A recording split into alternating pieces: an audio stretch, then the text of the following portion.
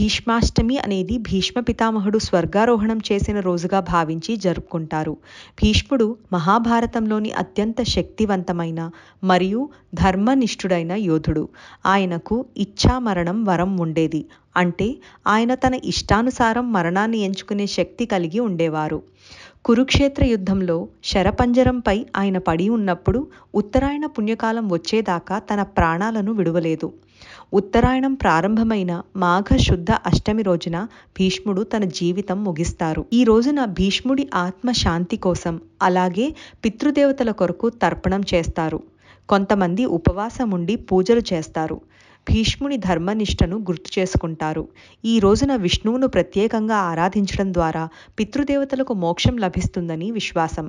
భీష్మాష్టమిని ముఖ్యంగా బ్రాహ్మణులు, క్షత్రియులు మరియు పితృపూజలను పాటించే కుటుంబాలు పాటిస్తారు. ముఖ్యంగా పెళ్లి కాని వారు, సంతానం లేనివారు భీష్ముడికి తిలతర్పణం వదిలితే వెంటనే కోరిన కోరికలు నెరవేరుతాయట.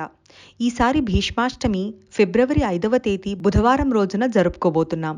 ఈ రోజు ముఖ్యంగా ఉదయం నుండి మధ్యాహ్నం 12 గంటల వరకు మంచి ముహూర్తం ఉంది. మధ్యాహ్నం 12 గంటల తరువాత భీష్ముడికి చనిపోయిన మీ పూర్వీకుల పేర్లను తలుచుకుని నువ్వులతో 5 సార్లు తిలతర్పణం వదలాలని పండితులు సూచిస్తున్నారు. ఇలా చేస్తే ఏడాది పాటు తెలిసి తెలియక చేసిన పాపాలన్నీ కూడా పటాపంచలవుతాయట.